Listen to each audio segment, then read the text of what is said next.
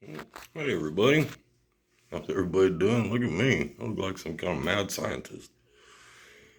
Well, I figured I'd give y'all a little update on the old trigger finger, and we're just gonna take a peek at what's under the wrap. I got the stitches out yesterday, and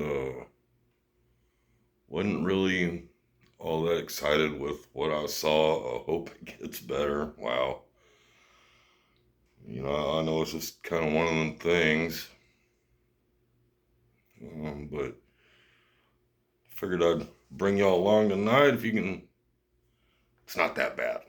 Ain't that bad. Let's get into this real quick. We'll do a unboxing of sorts. Run y'all smooth through the process. Let's see if we can get y'all in here. I'm trying to do as best I can with as little as I got.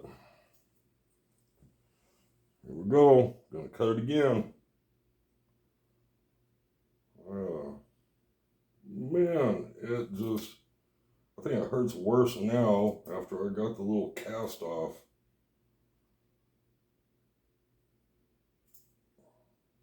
Because it gets to move now. Since my knuckle ain't moved in a long time.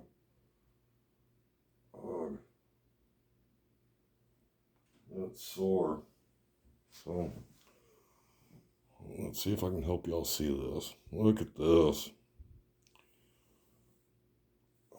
Maybe I can point better with this. So they went from here to here to here and to there. That's one continuous cut.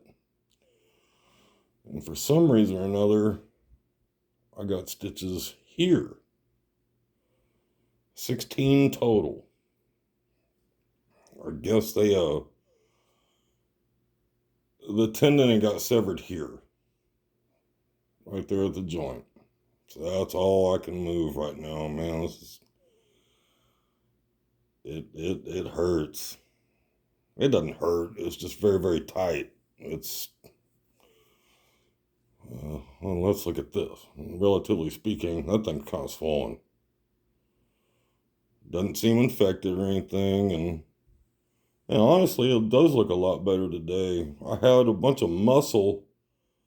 It was this way, and I thought it might stay that way, but I guess it was because they had these two kind of glued together, or not glued, but wrapped together real tight.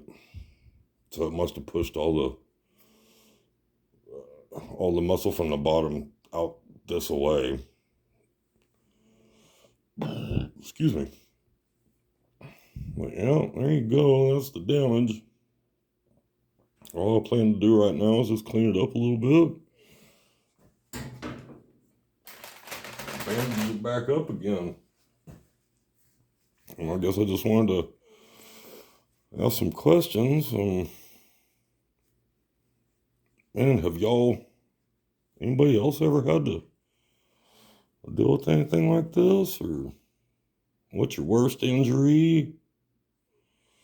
Because this by far ain't my worst injury. It wasn't until I went to had it worked on. Wow. This is way worse than it was. But, man, they got the tendon sewn back together, so... Because when I cut it here, I was fine. I got stitches. It healed. Everything was perfect. I got the stitches out. I was happy. I still had my hand. I was just hoping to let it heal up a little bit better, and so I was still babying it. Well, I went to button my pants. and I felt it pop, and I was like, hey, what was... And I thought that it was this knuckle that had finally popped after years of not. And I went to grab something, and I couldn't pick it up because the end of my finger wouldn't go. Man, I know what that's about, because you see here, right there, all the way over there, I've had this kind of the same accident. This one was way worse. And but I had to get a tendon repaired on my thumb. So I know, man, it's gonna be a while till this thing starts acting like a finger at all. Right now it's kind of ornamental. But it doesn't look, I mean, just, I didn't understand. I thought they would make an incision right down the middle, open it up, and get this tendon back up into there. I don't know what they dealt with. It may have been way worse than I thought. I think I spent probably 3 hours under while they did this surgery. I went in at like 10 in the morning. I was there, and when I got back to the hotel, it was 10 o'clock at night. And the hotel was just 5 minutes away. And so anyways, all they told me to do with this, man, they were like, don't put peroxide, don't put alcohol, don't put nothing. Soap and water, Neosporin, or, some kind of Neosporin, just whatever. So, I'm going to try it again. Doesn't look too bad tonight. Like I said, my muscles look like they kind of went back to where they belong. I'm happy about that. Because, man, when I was trying to get my thumb to work again, it was bad. And it still don't move really the way it should.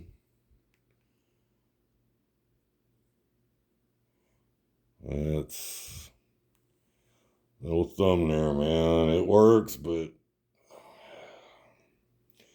I can either put a death grip on it, or I don't pick it up at all. And that's kind of been the life of my hands. If I can get some of this on here. This worked real good yesterday. Put it like that. I got more coverage on everything. Just kind of wrap that around. This stuff here, I want to talk about. This is the best stuff in the whole wide world. And if you ever deal with pets, I guess if you deal with horses, you probably know exactly what this stuff is. If not, you're going to think, you're putting a pink wrap on. Well, it comes in all kinds of colors, and they ran out of all the good colors. So I'm stuck with pink, and I don't care. But you see it's elasticy. I don't know if that's a word or not. It's got elastic properties. And it sticks to itself. And it sticks to itself very well. And for the most part, does not stick to your skin. But you can wrap it very, very tight.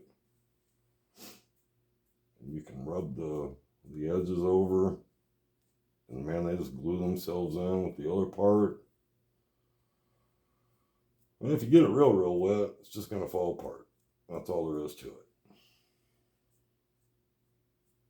But you can't get it wet, and it will stay there. I love this shit. It's called vet wrap.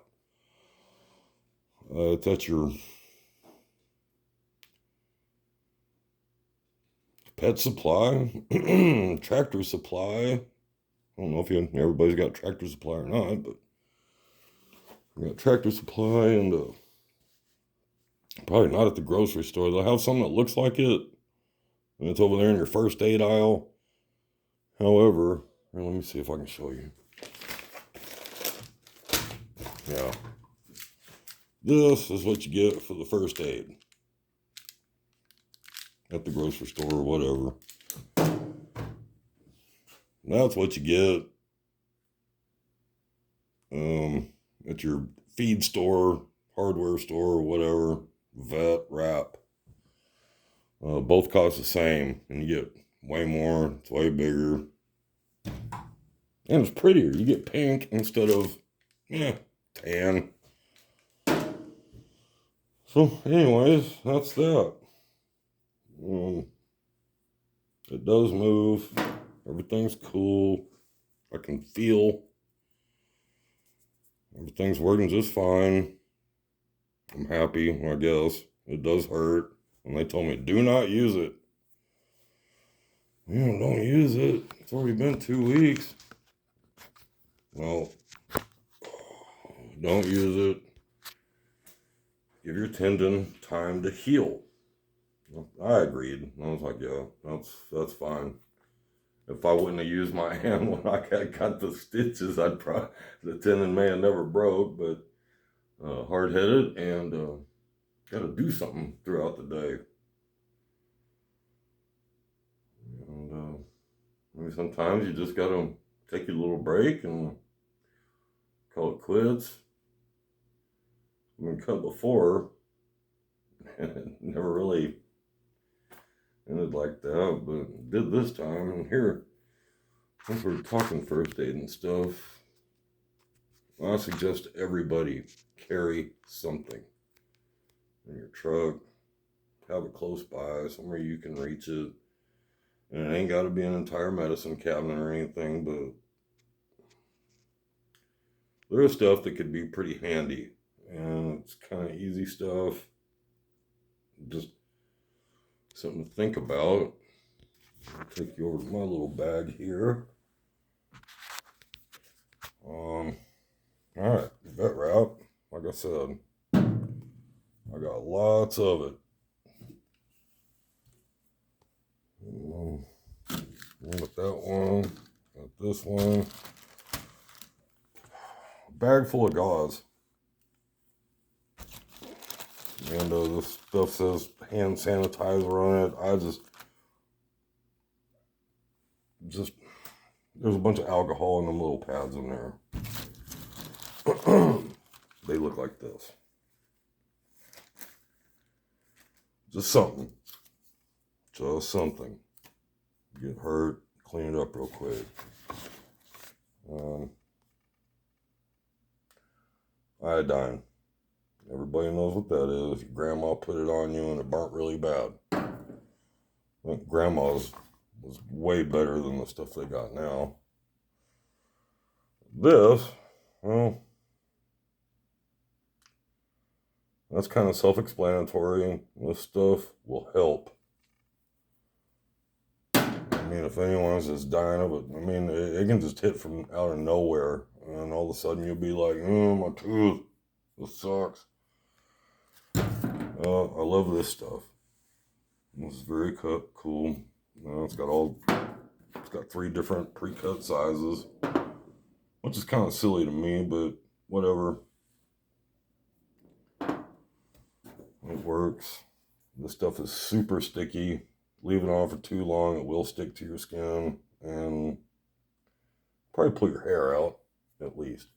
Vet wrap, I just can't stress this stuff enough. Scissors. Have scissors. Have 2 scissors. Another thing I would suggest, hemostats that I don't have. Paracord.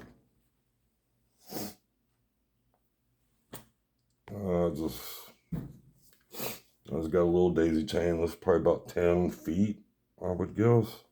It's 550 or paracord or something. I'm not really sure what it is. It's good stuff. Tourniquet. Man, I don't want to pull it apart. I just put it back together. However, I can push this knot back through that first hole, and I can start pulling, and this whole thing will go all the way down to there. And like I said, I think this is probably almost 10 foot. Maybe not that much, but I got a way good enough amount that I could tourniquet. You got to think about stuff like that, especially if you're a carpenter or if you do any kind of tree trimming. Man, just have some kind of tourniquet. These are just because I need them, and I didn't want to just throw them out in the truck and have them rolling around in the dirt in the truck. Flossers, that's another thing. That's just self-explanatory right there. I'm sure there's more ways you can use flossers. However, my teeth require them on a daily basis. Just good something to have for just keep up your little dental hygiene. If you hadn't done so for the last 40 years, you might want to start at some point before you lose your ability to eat food. Anyways, well, there you go. Well, that's all I got. Tell me what y'all think. Poor little finger here, man. I don't know what to say, but I do know what to say, and that is, y'all be careful. Whatever you can do to avoid an accident, just think ahead. I thought I had. The unexpected will happen, and that's first aid, man. Try and have something close to you. Just basics. Most of the time I'll put some Tylenol and Advil in there, and just add to it, man. You when you look in a big first aid kit, you don't need all of it, but man, just the basics out of there is good stuff. Now these little couple stomach pills in there, or man, in case you just don't feel good, you ate something bad, and you might need a fix. You might want some Imodium. You might want some Pepto. Just things to think about, guys. Anyways, thanks for watching, and we'll see you guys later. Night.